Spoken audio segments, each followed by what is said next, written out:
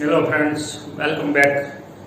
હું પિનાકી નાવલ એસએન વિદ્યાલયના e learning પ્રોગ્રામમાં આપનું સ્વાગત કરું છું. મિત્રો, આપણે લાસ્ટ લેક્ચરમાં સુવાહકની વર્તણૂક અથવા તો સુવાહકની બાહ્ય ક્ષેત્રમાં ખાસિયત અથવા તો સુવાહકની પોતાની ખાસિયત આ મુદ્દાની વાત કરેલી છે. થિયોરિટિકલ ચર્ચા છે આખી. હવે અહીંથી આપણે એક ખાસ રિઝલ્ટ બનાવી લઈએ. માનો કે તમારી પાસે કોઈ સુવાહક છે, લાઈક આ ટાઈપનો આકાર છે સુવાહક, મતલબ ધાતુ પદાર્થ છે જેમાં મુક્ત ઇલેક્ટ્રોનની હાજરી છે. હવે આના ઉપર આપણે વિદ્યુત ભાર મૂકીએ તો શું ઘટના બનશે?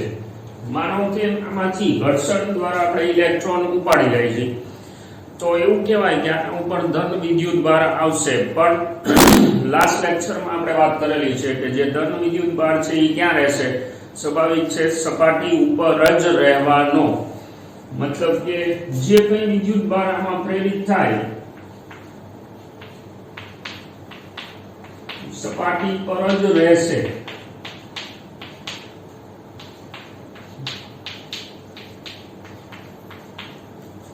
અને સુવાહકની અંદરનું વિદ્યુત ક્ષેત્ર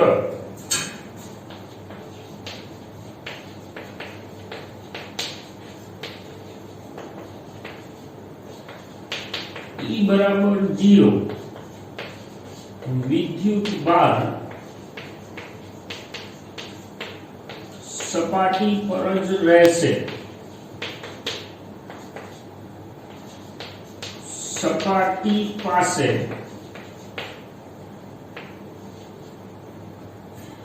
બહારની બાજુ વિદ્યુત ક્ષેત્ર સ્થાનિક રીતે લંબ હોય. આટલા મુદ્દાની આપણે લાસ્ટ ટાઈમ વાત કરેલી છે. આપણે હવે આની જરૂર છે. આપણે માનો કે આ જે સુવાહક છે એની સપાટી અંદર તો આપણે કહી દીધું કે વિદ્યુત ક્ષેત્ર છે એ 0 છે. મતલબ કે આટલા વિસ્તારમાં જો ગાઉસિયન પૃષ્ઠ વિચારું તો આ પૃષ્ઠની અંદર ઘેરાયેલો વિદ્યુત ભાર 0 છે અને તેથી એવું કહેવાય કે અંદરનું વિદ્યુત ક્ષેત્ર 0 છે. હવે સપાટી પાસે કેટલું વિદ્યુત ક્ષેત્ર છે? સપાટી પાસે અથવા તો સપાટી પર નજીકના વિસ્તારમાં એ આપણે ચેક કરી લઈએ. હવે એના માટે આપણે એક કામ કરી,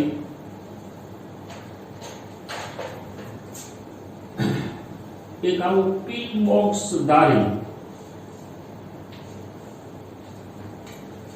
ગાઉસિયન પૃષ્ઠ તરીકે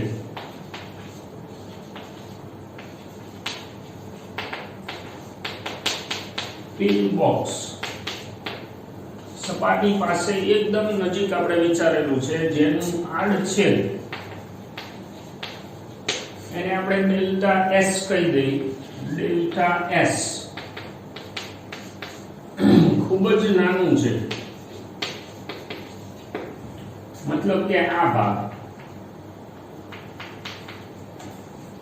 એક નાનો એવો નળાકાર વિચારેલો છે સપાટીની આસપાસના વિસ્તારમાં. પછી એની લંબાઈ આપણે ખૂબ જ નાની લીધી છે, જેનો થોડોક વિસ્તાર છે એ સુવાહકની અંદર છે. ધ્યાનમાં રાખજો, આખી જે ચર્ચા છે એમાં આવું કંઈક આપણે ધારેલું છે. પિન બોક્સ એટલે શું? નાની એક દવાની ડબ્બી આવે એવો આકાર. એટલે આ સુવાહક છે. આપણો વિદ્યુત ભાર છે એ આ જગ્યાએ છે અને આપણે પિન બોક્સ આવી રીતે ધારેલું છે. મતલબ કે થોડોક ભાગ એનો આપણી જે સુવાહક છે આખું એની અંદર છે અને થોડોક ભાગ છે એ સુવાહકની બહાર છે. તો હવે આપણે આમાં ગાઉસનો નિયમ એપ્લાય કરી શું બનશે? તો કે નજીકના વિસ્તારમાં વિદ્યુત ક્ષેત્ર છે એ આવી રીતે હશે. અંદર તો 0 જ છે. તો હવે હું એવું વિચારું કે આનું મારે આખું ફ્લક્સ કરવું છે આ પિન બોક્સ માટે. તો ટોટલ 3 જાતના, ધ્યાનમાં રાખજો, ફ્લક્સ હોઈ શકે. એક બહારની બાજુ જે પાયો આવે છે મોઢું એનું, એક એનું ફ્લક્સ.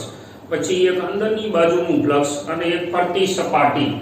મતલબ કે આ જે છે ફ્લક્સ નંબર 1 આગે ફ્લક્સ હોય, જો હોય તો નંબર 2 અને વક્ર સપાટીનું નંબર 3 ત્રણ જાતના ફ્લક્સ હોઈ શકે. હવે એમાંથી હાજર કેટલા છે એ આપણે જોઈ લઈએ. તો અંદર તમે 2 નંબરનું ફ્લક્સ ગણો. સુવાહકની અંદર E બરાબર 0 છે તો એનું ફ્લક્સ છે એ 0 થશે. સીધી વાત છે. આગે ફ્લક્સ આવશે 2 નંબર જેને આપણે નામ પાડ્યું છે એ તો 0 જ આવશે. પછી વક્ર સપાટીનું જે ફ્લક્સ છે જેને આપણે 3 કીધું છે,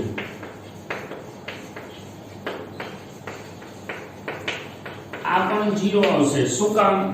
તો કે એમાં ક્ષેત્રફળનો સદિશ આ બાજુ હશે અને વિદ્યુત ક્ષેત્ર બહાર છે, મતલબ કે થીટા જે છે એ π/2 થવાના કારણે આ ફ્લક્સ 0 છે.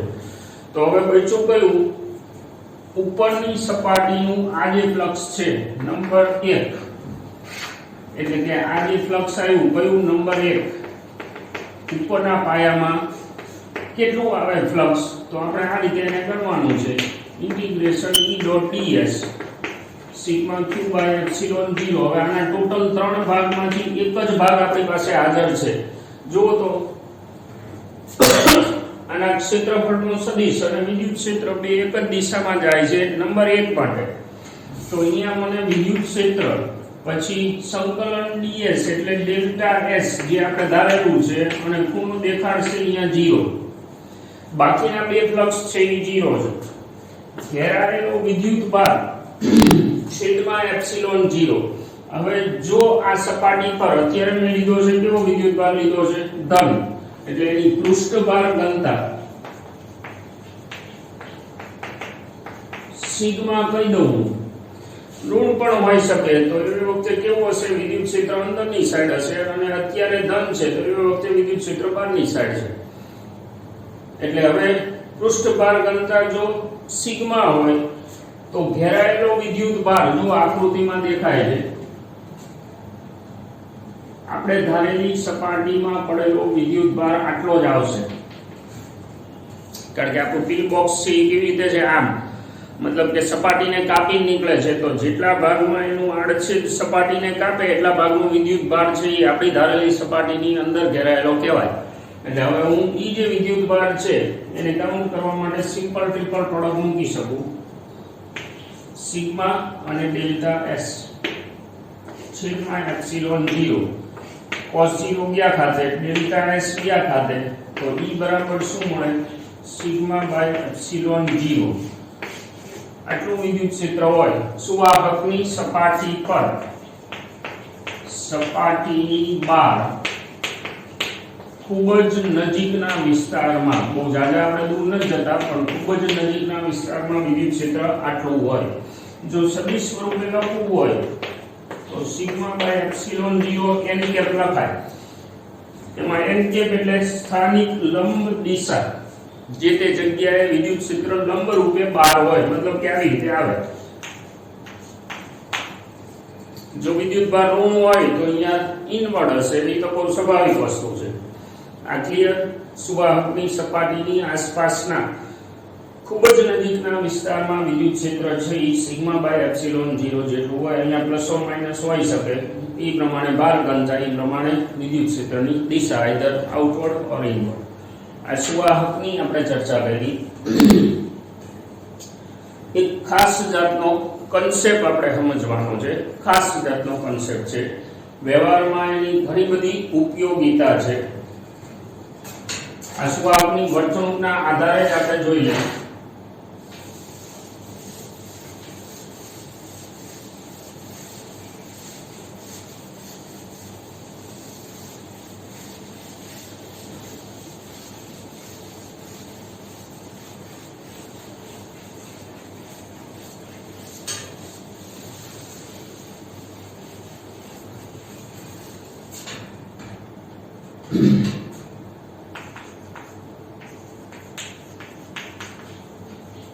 ઇલેક્ટ્રોસ્ટેટિક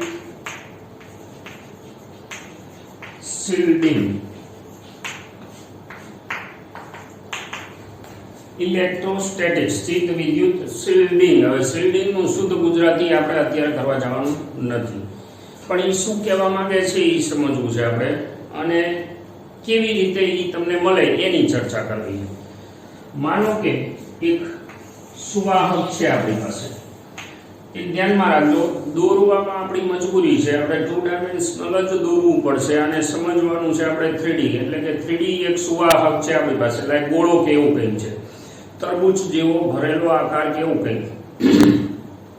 હવે હું આના ઉપર વિદ્યુત ભાર મૂકું છું, અગાઉ ચર્ચા કરી એવી રીતે જે કંઈ તમે વિદ્યુત ભાર મૂકો એ સપાટી પર વિતરિત થવાનું.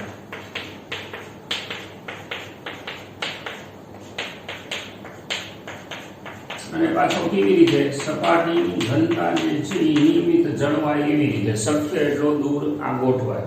એટલે સુવાહકની અંદરના વિસ્તારમાં ક્યાંય કોઈ, માનો કે વિદ્યુત ભાર તમે મૂકો તો વચ્ચે ક્યાંય વિદ્યુત ભાર ટકવાનો નથી. મતલબ એવો થયો કે આની પૃષ્ઠભાર ઘનતા છે એ અશૂન્ય હશે અને કદભાર ઘનતા શૂન્ય છે. પહેલા આપણે ચર્ચા કરેલી છે આ.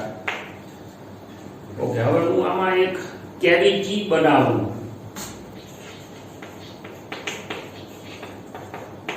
શુદ્ધ ગુજરાતીમાં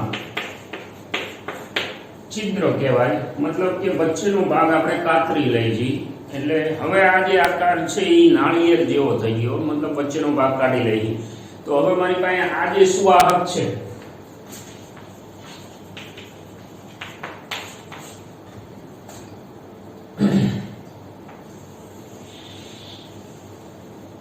આટલો ભાગ વચ્ચેથી આપણે કાઢી લીધો છે. તો હવે આ સુવાહક છે એ કવચ જેવું વર્તન કરશે.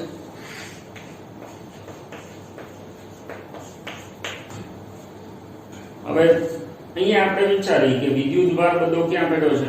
સપાટી પર. તો સુવાહકની અંદર હમણાં જ આપણે વાત કરી, વિદ્યુત ક્ષેત્ર કેટલું થાય? 0.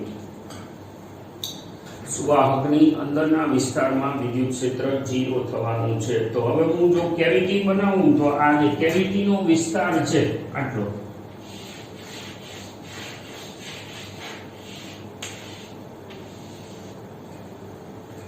એમાં વિદ્યુત ક્ષેત્ર કેટલું? કેવિટીમાં વિદ્યુત ક્ષેત્ર 0 થશે, કારણ કે સુવાહકની અંદર જ વિદ્યુત છે, ભલે વિદ્યુત ભાર ફરતો છે પણ અંદર વિદ્યુત ક્ષેત્ર 0.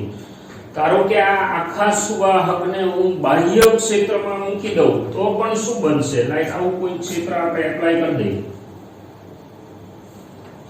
આ દિશામાં, ભૌતિક વિજ્ઞાનની દ્રષ્ટિએ વધારાની શું ઘટના બનશે? તો કે આ જે સુવાહક છે એની અંદર વિદ્યુત ભાર બીજો પ્રેરિત થવાનો. એટલે કેવી રીતે? તો કે આ જે ક્ષેત્ર છે એના કારણે બધી ક્ષેત્ર રેખાઓ અહીંયા ટર્મિનેટ થાય, મતલબ કે વધારાનો વિદ્યુત ભાર અહીંયા જમા થશે, ઋણ વિદ્યુત ભાર, અને થોડો ઘણો અહીંયા ધન છે એને બેલેન્સ કરશે, અને અહીંથી વિદ્યુત ક્ષેત્ર રેખાઓ ઓરિજિનેટ થવાની. ક્યાં સુધી આ પ્રક્રિયા થાય? માનો કે એને બાહ્ય ક્ષેત્રમાં તમે મૂકો તો અંદર વિદ્યુત ભારોની ફેરવહેંચણી એટલે કે રીકોમ્બિનેશન થવાનું, પણ એ એવી જ રીતે થશે કે આ શરત મેન્ટેન કરે.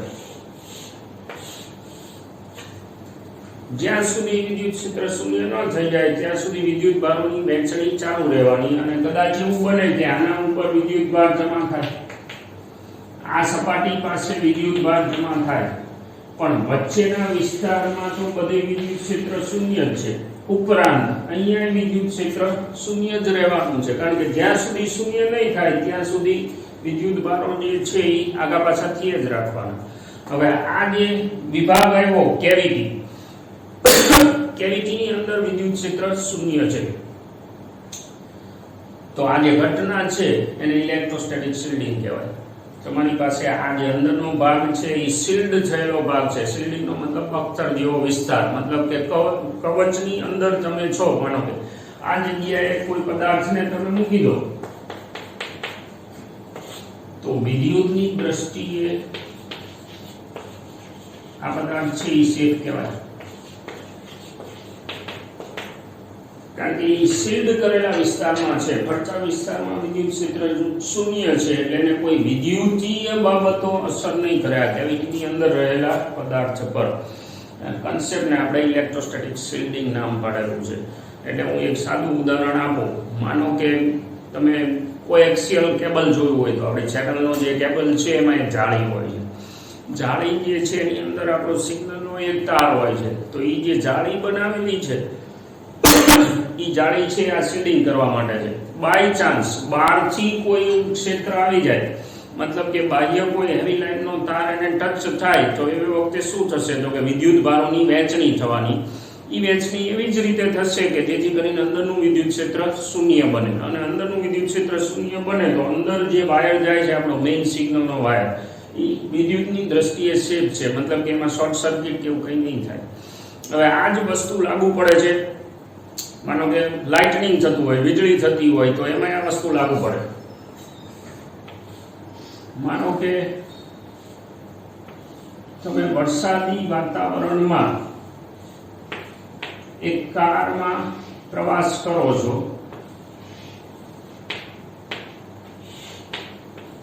હવે બેઝિકલી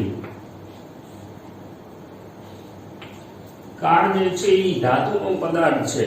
એટલે હવે ધાતુનો જો પદાર્થ હોય તો હવે માનો કે આના ઉપર વીજળી પડે છે. જો બારી બારણા બંધ હોય તો તરત જ જેવી વીજળી આના ઉપર આવે એટલે એના વિદ્યુત ક્ષેત્રના કારણે આમાં વિદ્યુત ભારની પુનઃ વહેંચણી થઈ જવાની, જેથી કરી અને આ આખો જે ભાગ છે એ કેવિટી જેવું કામ કરશે. આટલો ભાગ મતલબ કે આમાં ઇલેક્ટ્રિસિટીના કારણે આવું ચાર્જિંગ થઈ જવાનું. અને હવે તમે વિદ્યુતની દ્રષ્ટિએ સેફ કહેવાય, કારણ કે આ જે વિદ્યુત ભારો છે એ કેવી રીતે ગોઠવાય છે. ભલે વીજળી ગમે એટલું મોટું વિદ્યુત ક્ષેત્ર આપે, પણ જે તમારી પાસે ધાતુનો આખો પદાર્થ છે હેવી, એની અંદર એટલા ઇલેક્ટ્રોન હાજર જ હશે એટલે વિદ્યુત ભારોની પુનઃ વહેંચણી કરી અને વિદ્યુત ક્ષેત્ર કેવિટીમાં 0 કરી નાખશે, જેથી કરીને તમે અંદર સેફ રહી શકો. મતલબ કે તમને કોઈ જાતનો વાંધો ન આવે. આ બીજું ઉદાહરણ થયું. અમુક ટેકનિકલ જે સાધનો છે એને વિદ્યુતની દ્રષ્ટિએ અથવા તો શોકથી બચાવવા માટે આપણે આ કન્સેપ્ટનો ઉપયોગ કરીએ. પણ એક શરત, તમે આવી રીતે ગાડીમાં બેઠા હોય અને વીજળી બાય ચાન્સ પડે તો પછી આપણે એવું નથી કરવાનું કે કારના તળિયાને ટચ કરીને ઉપર હાથ અડાડ્યો, એવું નથી કરવાનું. કારણ કે એવું કરવા જઈએ તો વળી પાછો વાયર આપી દીધો કહેવાય, અને જો વાયર આપી દો તો પાછું ઇલેક્ટ્રિસિટી ટ્રાન્સફર થઈ જાય તમારામાં થાય, મતલબ કે અહીંયા પછી બ્લાસ્ટ કરી શકે. ઓકે, આ કન્સેપ્ટ જે છે એને આપણે ધ્યાનમાં રાખશું. એકવાર ટેક્સ્ટ બુકમાં વાંચી લેજો. એક ખાસ પ્રક્રિયા ફરીથી પાછી આપણે સમજવાની છે.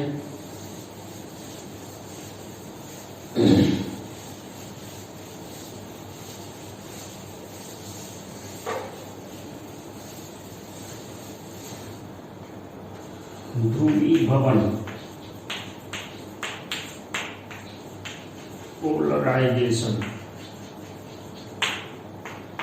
ભવિષ્યમાં આપણે ટચમાં આવશે. એટલે અત્યારે હું આને ઇલેક્ટ્રિકલ કહી દઉં,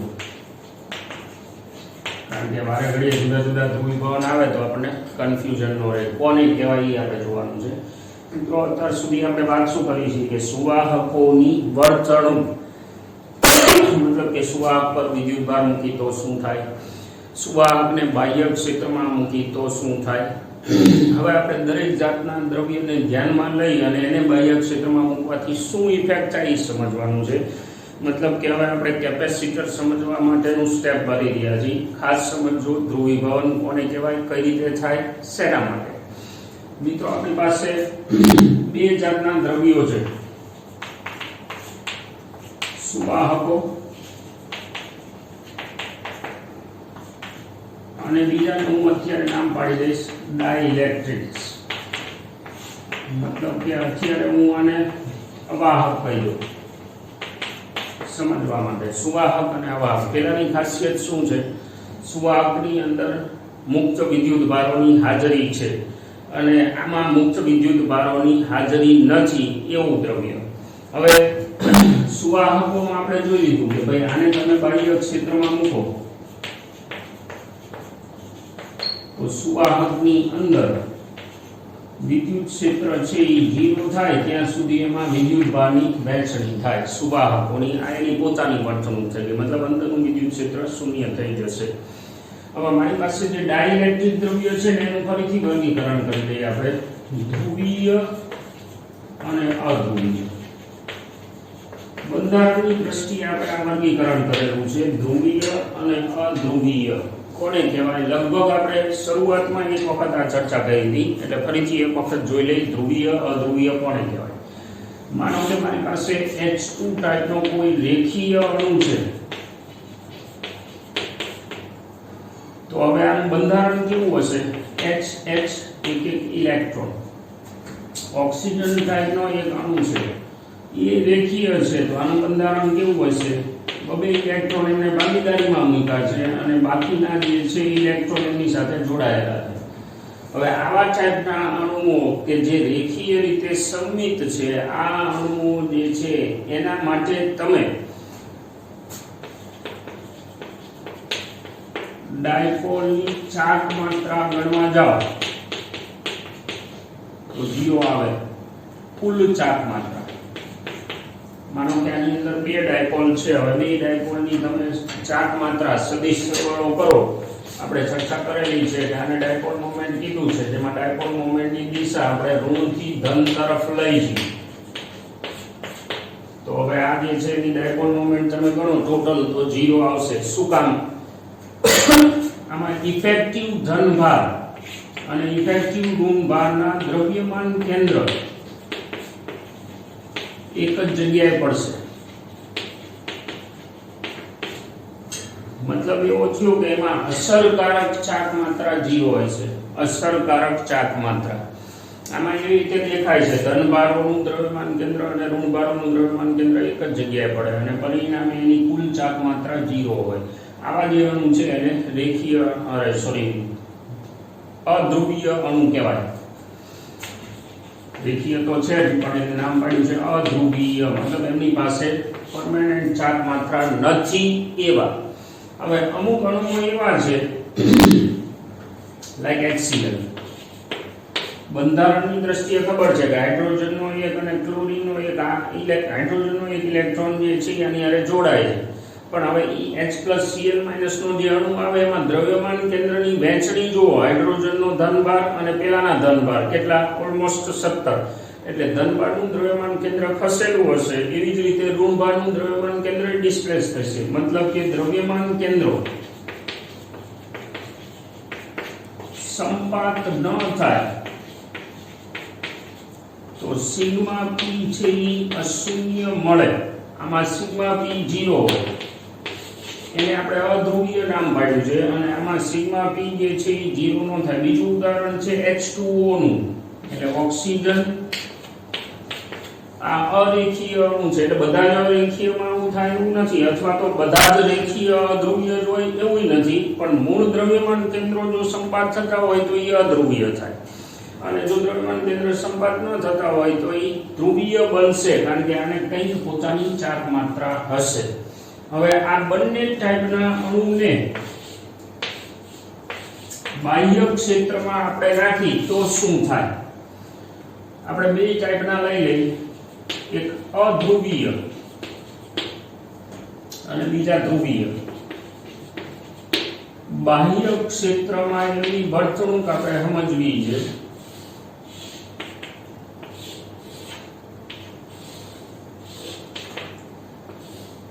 બહુ સિમ્પલ વે થી આપણે જોઈશું અને તમે માર્ક કર્યું હોય તો મિત્રો ટેક્સ્ટબુક ની થોડીક ભાષા છે એ ગૂગલ ટ્રાન્સલેશન છે, એટલે એને સમજવામાં તકલીફ તો પડશે થોડી, પણ એવું લાગે તો આપણી જૂના સિલેબસની ટેક્સ્ટબુક જો ક્યાંયથી મળે તો એ, અથવા તો બેટર એ છે કે તમે ઇંગ્લિશ મીડિયમની NCERT વાંચો તો વધારે સારું લાગશે ગુજરાતી કરતાં.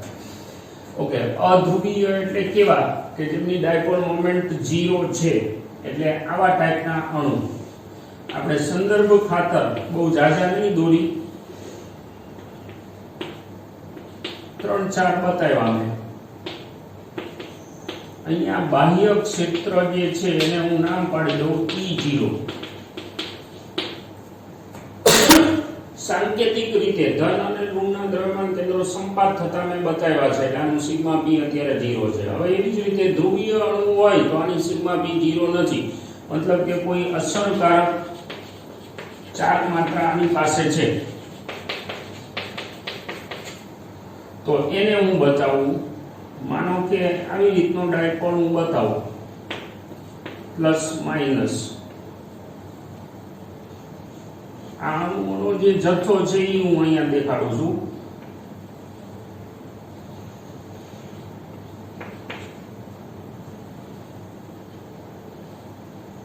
હોય તો અબજોની સંખ્યામાં, પણ આપણે થોડા ઘણા બતાવ્યા છે.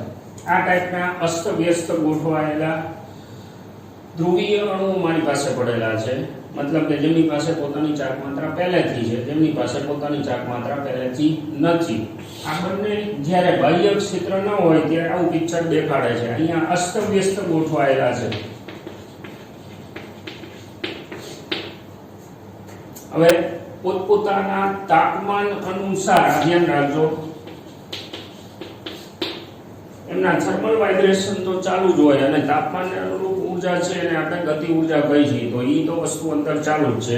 હવે જ્યારે તમે બાહ્ય ક્ષેત્ર આપો, લાઈક E0 મેં અહીંયા આપ્યો, તો બાહ્ય ક્ષેત્ર તમે આપ્યો એનો અર્થ શું થયો? આની અંદરના ધનભારો અને ઋણભારો ઉપર બળો લાગશે અને એ બળો લાગે, લાઈક આ જે છે અણુની અંદર નાખ્યો આપણે તો બળ લાગશે. તો ઓલા ધનભાર અને ઋણભારના દ્રવ્યમાન કેન્દ્ર જે સંપાત થતા હતા એ બળના કારણે છૂટા પડે, પણ છૂટા પડી અને આ બંધને તોડી નહીં હશે, કારણ કે અંદર પુનઃસ્થાપક બળ ઉદ્ભવશે. એટલે ઘટના કંઈક આવી બનશે. આ બાજુ ક્ષેત્રનો ઋણ છે એટલે ધન અને ઋણ ડિસ્પ્લેસ થવાના.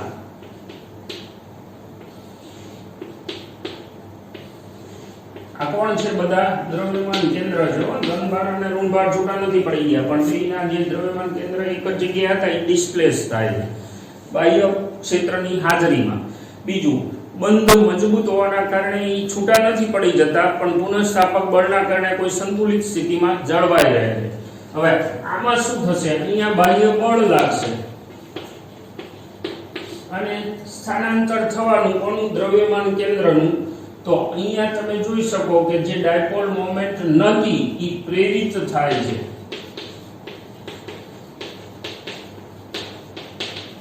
અસ્તિત્વમાં આવે. હવે એવી જ રીતે આ જગ્યાએ શું બનશે? ધ્રુવીયમાં જેની પાસે ઓલરેડી ડાયપોલ મોમેન્ટ છે તો એને બાહ્ય ક્ષેત્રમાં તમે નાખો તો હવે આના ઉપર ટોર્ક લાગશે. ઓલરેડી છે જ અંદર ડાયપોલ મોમેન્ટ, જો હવે ટોર્ક લાગશે. કેટલું? યાદ કરો, P ક્રોસ E જેટલું. અને આ ટોર્ક શું કરે? તો કે પેલો જે થીટા છે એને 0 ની નજીક લઈ જવાનો પ્રયત્ન કરે, મતલબ કે ઓલા ડાયપોલને મરોડી અને 0 કરવાની ટ્રાય કરે. આવું આપણે અગાઉ શીખી ગયા છે. તો હવે આ જે ડાયપોલ છે એને હું બાહ્ય ક્ષેત્ર આપું તો આ ડાયપોલ બધા આ સાઈડ આનો ક્ષેત્રનો ધન છે, આ સાઈડ ક્ષેત્રનો ઋણ છે, તો આ ડાયપોલ જે છે એ આવી રીતે એડજસ્ટ થવાના.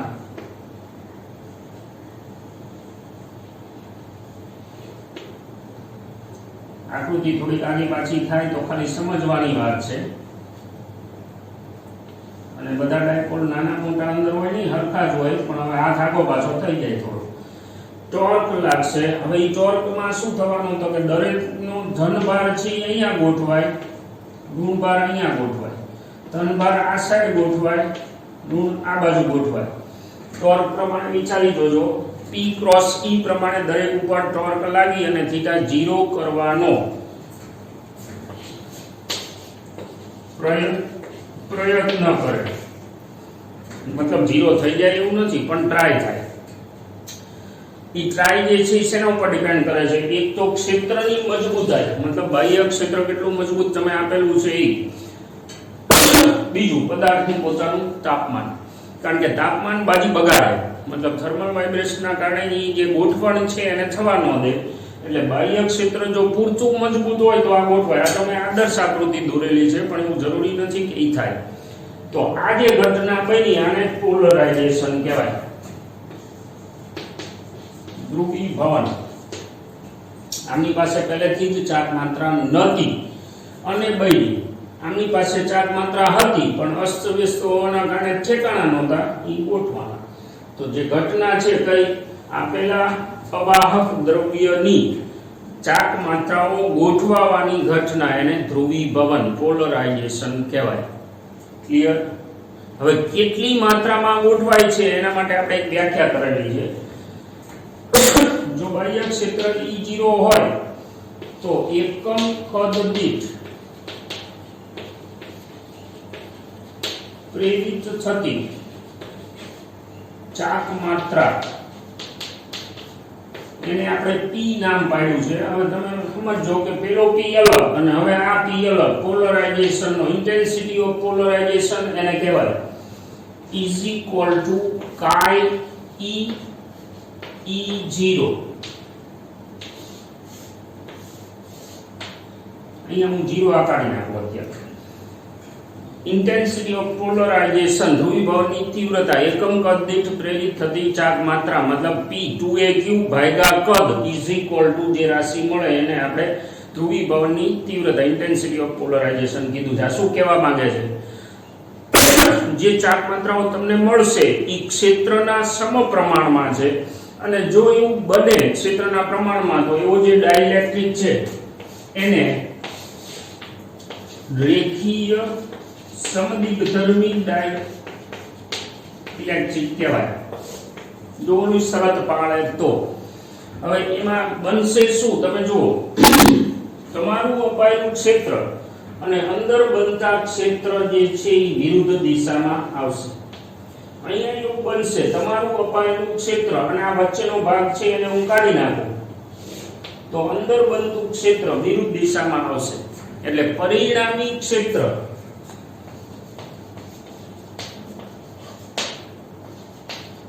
અંદરના વિસ્તારમાં ઘટે. બસ આપણે આ વસ્તુનું કામ છે. પરિણામી જે છે એ અંદરના વિસ્તારમાં ઘટશે, 0 નહીં થાય. આમાં 0 થવાનું હતું સુવાહકમાં. શું કામ? તો કે એમાં જો એટલા ઇલેક્ટ્રોન છૂટા જતા એટલે એ બધા જ ઇલેક્ટ્રોન બળની અસર હેઠળ છૂટા પડી જાય અને અંદરનું ક્ષેત્ર તરત જ મોટું કરી શકે, શક્ય એટલું મોટું કરી શકે બહારના ક્ષેત્રને અનુરૂપ. જ્યારે આમાં શું છે કે ભાઈ છૂટા વિદ્યુત ભાર નથી એટલે આ શબ્દ કહી શકાય કે અંદરનું ક્ષેત્ર ઘટે. બીજું, અહીંયા જે ઘટશે ક્ષેત્ર અથવા તો અહીંયા જે ડાયપોલ મોમેન્ટ પ્રેરિત થવાની પ્રમાણમાં ઓછી હશે કારણ કે આને પરાણે ખેંચીને છૂટા પાડવાના છે એટલે એના માટે આ આંકડો નાનો આવશે, આના માટે અહીંયા આંકડો મોટો આવશે. રેડી? આ આપણે ડાઇલેક્ટ્રિક દ્રવ્યો માટેની ચર્ચા કરી. હવે આ બધા મુદ્દા ભેગા કરીને એકવાર વાંચી લેવાના છે એટલે આપણું જે પોઈન્ટ છે એ ક્લિયર કટ થઈ જાય. હું અત્યારે અલ્પ વિરામ કરું, ફરીથી મળશું. Thank you.